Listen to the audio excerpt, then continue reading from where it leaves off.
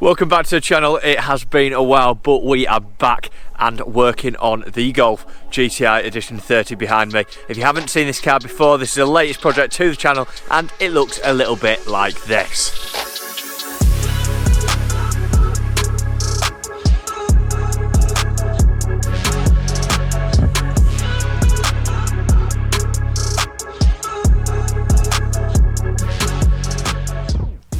And if you are a regular viewer to the channel, you will obviously recognise it and have followed the process from when we got it after it had been stood for a good amount of time with no MOT. And if you have watched previous videos, you will note that we fixed the headlights, we stuck the number plate back on, which as you can see has fallen off yet again, and had to go get the wheels refurbed and fresh rubber. And of course we are rocking the Michelin Pilot Sport 5s and got the wheels changed from a gunmetal grey to a much brighter silver with that red BBS centre cap to match, which is much better in my opinion. Now it obviously did not stop there, because those are just little cosmetic bits, and replacing the tyres I thought was just the only thing that it needed for MOT, but no, we took it, got it MOT'd, and it actually failed.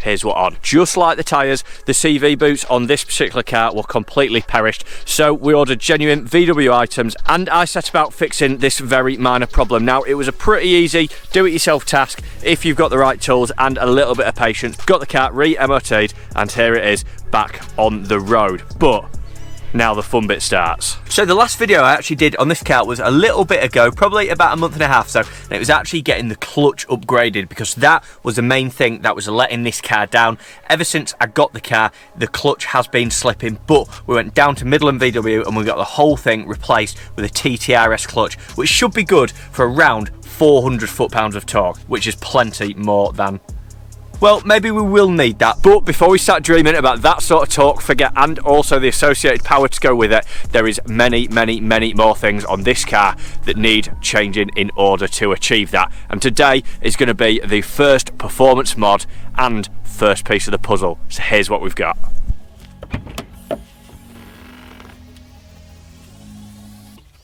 And this is what we've got. Now some of you will obviously recognise this as the REVO induction kit for the EA113 engine, and supposedly this is one of the best induction kits that you can actually get for these cars in terms of the flow and also where the MAF sensor is placed. Now it is obviously second hand, as you can probably tell from the condition, but I've given it a good scrub out, blown it out with an airline, cleaned all the pipework with ethanol and whatnot, and yeah, I should have all the parts here ready to fit to the Golf. So yeah, let's do this. I'm really excited to do this because the induction kit that we put on Lauren's Up GTI made all the difference to how the car sounded, felt, drove, everything. It was just a really good bolt-on modification, and I'm really hoping this one's going to be too. So this is a really easy DIY job, and the only things you will need is a set of Allen keys and also star keys, a little socket set, and one of these. If you don't have one of these and you work on your own cars, you need to get one. They're really cheap, and do you know what?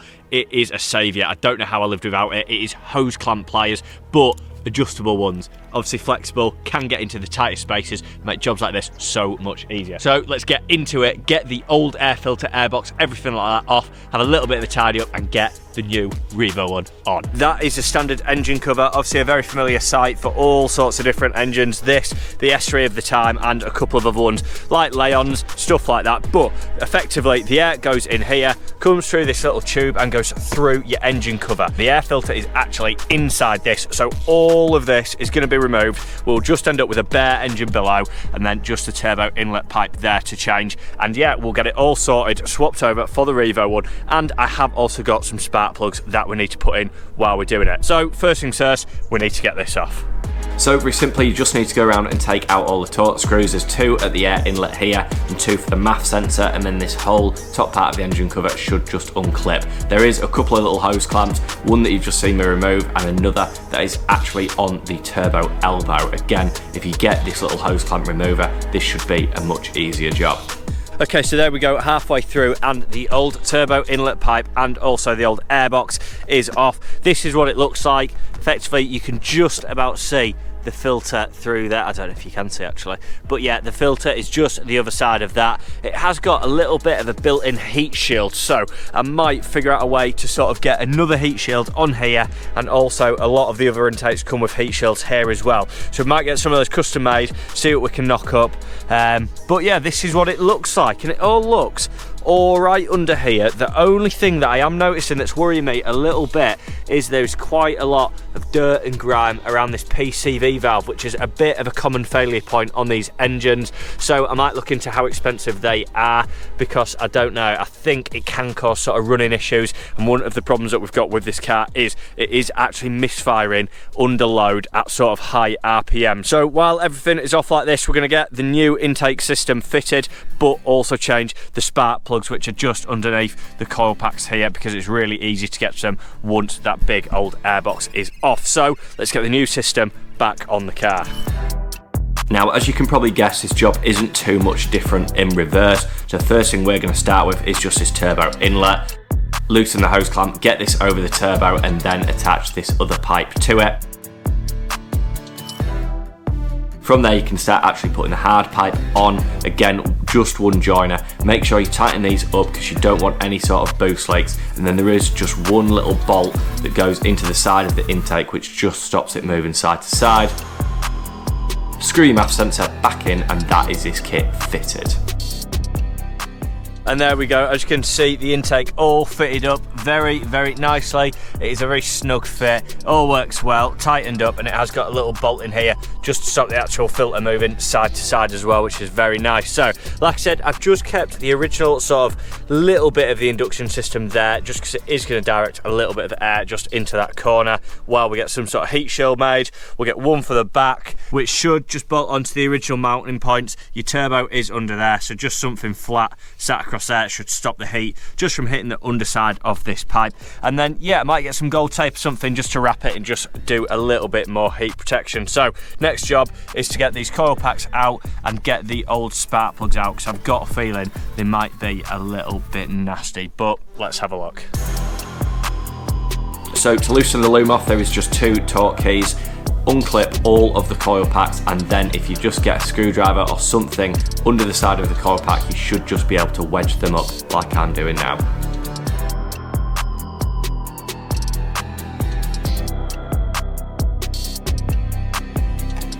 And there we go, all the coil packs out. You might have noticed that I've just snapped this off by accident, so yeah, I won't be using that little bit of induction kit anymore. I'll have to get a new one of those for when the original goes back on, when the time comes to get rid of this car. But for now, all the coil packs are out. They look pretty good condition, and they all look like they are actually genuine Bosch ones as well, which is nice. All the coil packs look like they have been replaced at some point, so they're all dated 16, which I believe 32/16. If that is the same as tyres, that obviously means 32nd week of 2016. So hopefully those have been replaced. They do look a little bit newer than everything else. So we've got the coil packs, and the spark plugs are now just down here. So I will get those out and then pick back up with you. Okay, so the results are in, and if you could just about make out on the end of that plug, they are a little bit white and ashy, which I believe means that the engine is just running too hot for these plugs, or more than they can handle. I don't know, please comment below what you think, but I've gone for the NGK BKR7 upgraded plugs. Apparently, and again, I don't know if I'm right, these are the best plugs for these engines and these cars, full stop, especially if you are going to be tuning it. Don't know what difference that makes to the car once you tune it in terms of the plugs, so if you do know, leave a comment. And don't forget to subscribe, because we are doing things. We're back on the channel, back on the Edition 30, and there is much, much more to come. So let's get these back in the car, and let's see if we can get rid of that little misfire under load. Now, obviously putting the new spark plugs back in is very easy. The only thing that I would recommend is just to hand tighten them to start with. Do them a couple of turns by hand, and then you can go back in with your ratchet spanner and torque them up to spec.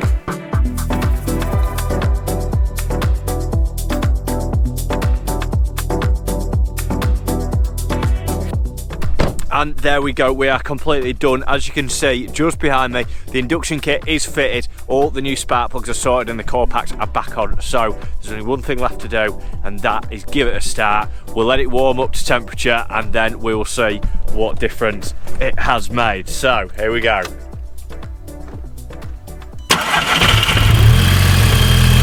Oh, it grumbled a bit on the start. And so we'll just leave the car to warm up for a little bit, and what we'll do is take it for a run once the oil is up to temp and see how much of a difference that induction kit has made to the noise and the performance of the car, and also see if those spark plugs have in fact cured that high RPM misfire, which I really hope they have, because it'd just be one more thing off the list of things to do on this car. Right, I'll see you in a minute.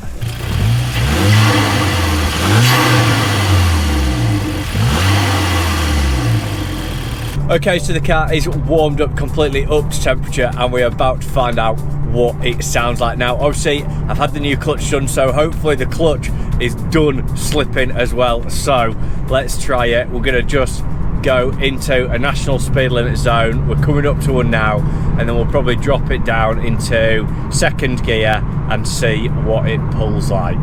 Here we go. Second gear.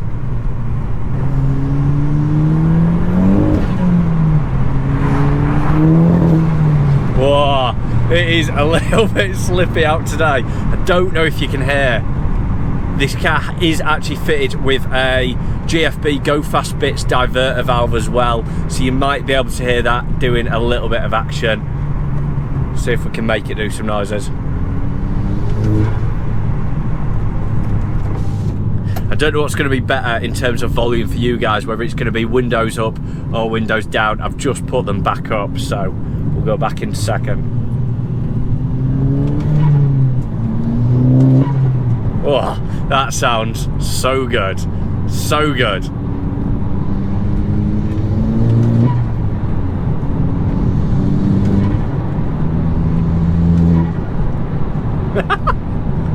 Mint. Absolutely love it. I've just put the windows down a little bit and slow right down as well. You can hear it. It's a little bit Darth Vader-y, but it's not too bad.